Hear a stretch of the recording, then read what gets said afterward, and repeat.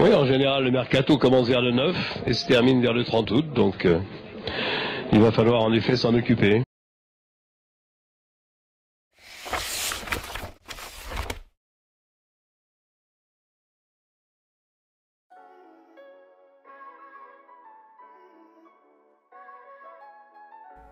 Fin d'été 2015.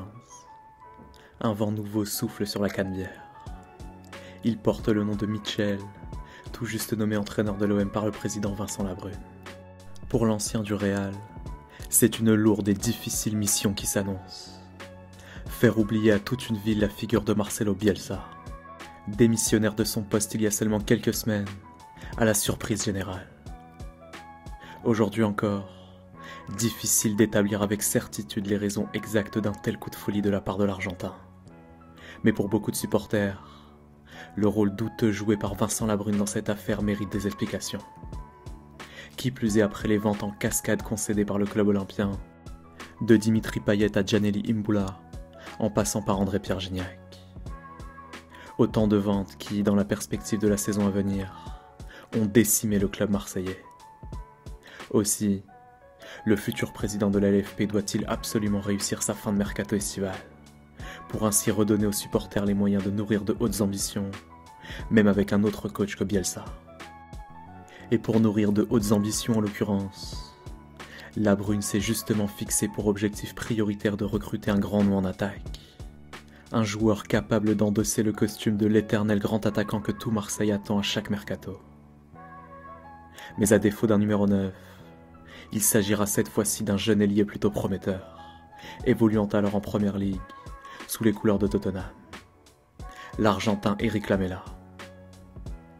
Certes enthousiasmante, la piste semble néanmoins venir de nulle part. 31 août oblige, Vincent Labrune n'a que quelques heures pour finaliser la transaction. Dans la journée pourtant, Canal+ l'affirme. Marseille et Tottenham sont tombés d'accord pour un prêt d'1 an avec option d'achat, fixé à 17 millions d'euros. Tandis que sur Sky Sport, Fabrizio Romano ajoute que Lamela a lui aussi donné son accord pour allier la cité phocéenne. Un club acheteur et un club vendeur tous deux d'accord, ainsi qu'un joueur OK sur le salaire. Théoriquement, l'officialisation du transfert n'est donc plus qu'une question de minutes. En début de soirée pourtant, les minutes défilent sur Twitter. Les supporters olympiens ont beau actualiser leur navigateur internet, toujours rien. Et pour cause.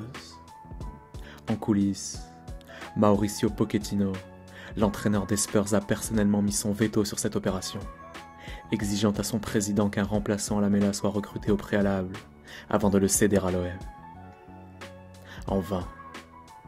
À moins de 4 heures de la fin du mercato, le coup de billard à 3 bandes n'aura jamais lieu bien entendu. Sous les coups de 23h30 donc, Tottenham avertit le club marseillais de l'interruption définitive des négociations. Pendant qu'une demi-heure plus tard, comme convenu, le marché estival ferme officiellement ses portes. Comble de l'ironie, ou plutôt de l'incompétence, quelques heures plus tôt, les dirigeants marseillais avaient pourtant délibérément fait une croix sur le recrutement d'un attaquant de pointe, persuadés de pouvoir finaliser l'opération Lamela. Et ce alors même que plusieurs noms leur avaient été proposés. À défaut d'Eric Lamela au poste d'ailier donc, l'OM devra miser sur Romain Alessandrini au poste de titulaire pour la saison à venir. Pour l'anecdote, conscient d'avoir mis l'OM en grande difficulté, Mauricio Pochettino prendra la peine malgré tout de présenter ses excuses à Vincent Labrune. L'histoire en revanche ne dit pas si le président olympien les a acceptées. Elle dit simplement que la saison 2015-2016 prendra la forme d'un terrible cauchemar pour le club marseillais. En matière de négociations de dernière minute, force est d'admettre pourtant que l'OM version Labrune n'en était pas à son coup d'essai en 2015. 4 ans plus tôt déjà, le recrutement raté d'un attaquant faisait lui aussi l'objet d'un fiasco de dernière minute. Une fois n'est pas coutume, un soir de 31 août 2011. À cette époque, l'entraîneur de l'OM s'appelle encore Didier Deschamps. Et dans l'optique de la saison à venir, le futur coach des Bleus ne dirait pas non à un départ d'André-Pierre Gignac, lui qui peine cruellement à s'imposer à Marseille. Bingo. En Angleterre, Fulham est disposé à l'accueillir. De quoi convaincre les dirigeants olympiens de faire monter leur attaquant dans un avion qui le mènera jusqu'à Londres, histoire d'être sur place toute la journée du 31, et ainsi gagner du temps dans les négociations ou dans une éventuelle visite médicale. Le deal entre Fulham et l'OM est néanmoins très clair. Gignac signera en première ligue si et seulement si les Olympiens parviennent à lui trouver un remplaçant. Dans la journée, le nom de l'heureux élu est d'ailleurs dévoilé. Il s'appelle Amauri, l'attaquant italien de la Juventus. Plutôt grand, athlétique et en plus issu de la Serie A. Le profil idéal pour Didier Deschamps. Mais là encore, un nom sorti de nulle part. À quelques heures de la fin du mercato, l'opération semble relever du panic buy. La Brune en tout cas choisit d'entamer les négociations. S'agissant d'un joueur quasiment plus utilisé en club, convaincre la Juventus ne devrait pas être très compliqué. Convaincre Amauri non plus. Le problème, c'est qu'en coulisses, le voyage de Gignac vers Londres a fuité d'une source à l'autre, jusque dans les bureaux de la Serie A. Autrement dit, tout le monde sait à la Juve que l'OM éprouvera l'impérieuse nécessité de recruter un attaquant au soir du 31, histoire de remplacer numériquement Gignac. Surtout à l'aube d'une saison où l'OM jouera la Ligue des Champions en plus du championnat. Hasard ou non, les prétentions salariales d'Amauri ne cessent d'être revues à la hausse par l'agent du joueur au fil de la soirée. Pendant que, de son côté, la Juve exige au total la somme de 15 millions d'euros pour lâcher un attaquant qu'elle a délibérément mis à la cave depuis plusieurs semaines déjà.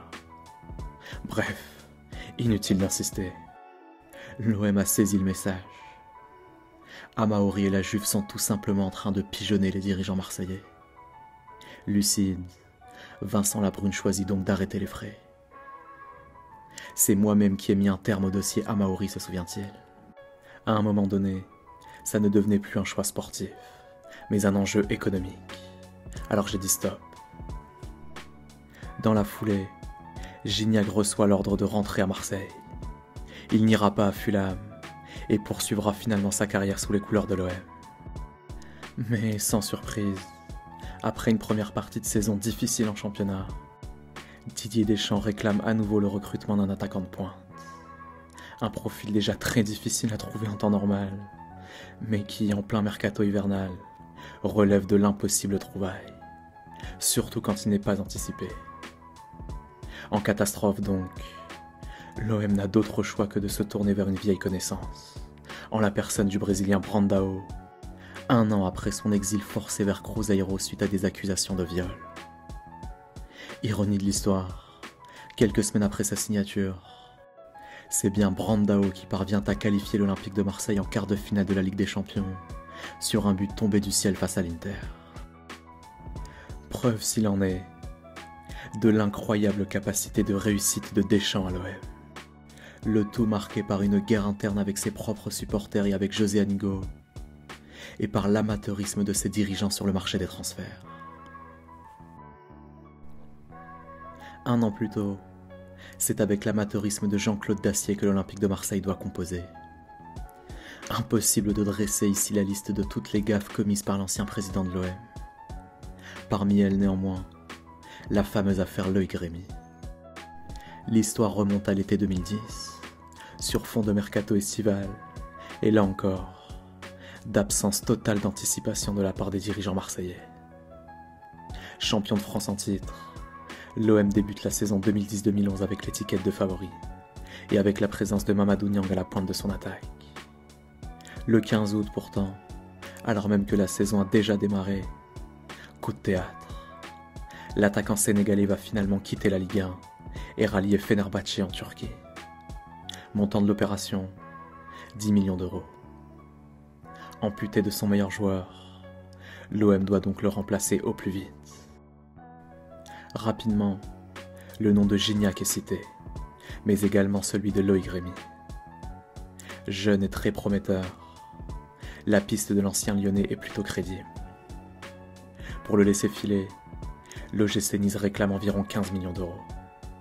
Une grosse somme pour l'époque, mais sur laquelle Marseille accepte toutefois de s'aligner.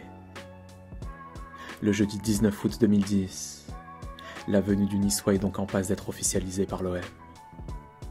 Présentation officielle prévue le jour même, pour 16h30. Le moment venu pourtant, Marseille annonce que la conférence de presse est reportée au lendemain, vendredi 20 août. Le jour J pourtant, rebelote. Prévu dans la matinée, la conférence de présentation de Loïc Rémy est finalement reportée au vendredi après-midi, 16h30 là encore. En coulisses, les clichés du joueur endossant son nouveau maillot ont déjà été pris. Mais curieusement, les photographes reçoivent l'ordre de ne pas les publier. Pas pour l'instant. Pourquoi ? C'est le journal L'Équipe qui finira par donner la réponse. Parce que la visite médicale de Loïc Rémy a semble-t-il révélé l'existence d'un problème cardiaque susceptible de mettre en péril la suite de sa carrière. En conférence de presse, Dacier confirme l'information. Nous avons décidé de ne pas aligner Loïc Rémy demain en championnat. Car hier soir, tard, un petit problème s'est présenté à la lecture des IRM. Mais à Marseille plus qu'ailleurs, un malheur n'arrive jamais seul bien entendu. Car dans le même temps, le GC Nice prévient. Il est hors de question de revenir sur les termes de l'accord financier signé entre les deux clubs. Problème médical ou non, l'OM devra payer les 15 millions d'euros qu'il doit au club azuréen. Bref, les photos officielles, la conférence de presse, l'accord financier avec Nice. Dacier et l'OM ont tout fait à l'envers. À en croire certaines versions, notamment celle d'un journaliste d'investigation spécialisé sur le club marseillais, l'imbroglio ne s'explique que par l'incompétence de deux hommes. Antoine Vera, le directeur général de l'OM, et son président Jean-Claude Dacier. Tous deux coupables d'avoir bêtement oublié de faire passer la traditionnelle visite médicale du joueur avant de conclure un accord financier avec Nice. Fort heureusement pour l'OM, après des examens complémentaires, Loïc Rémy reçoit finalement l'autorisation médicale de poursuivre sa carrière. La faute professionnelle du siècle est donc évitée de justesse. La colère du président marseillais quelques jours plus tard dans la presse, désireux d'obtenir de la part du club niçois une ristourne de dernière minute pour compenser l'anomalie médicale de Rémy, n'y changera rien. Jusqu'au bout, le montant du transfert sera fixé à 15,5 millions d'euros. Le genre d'imbroglio qui, pour l'anecdote, vaudra à Jean-Claude Dacier un drôle de surnom dans les bureaux de l'OM. Monsieur Boulette.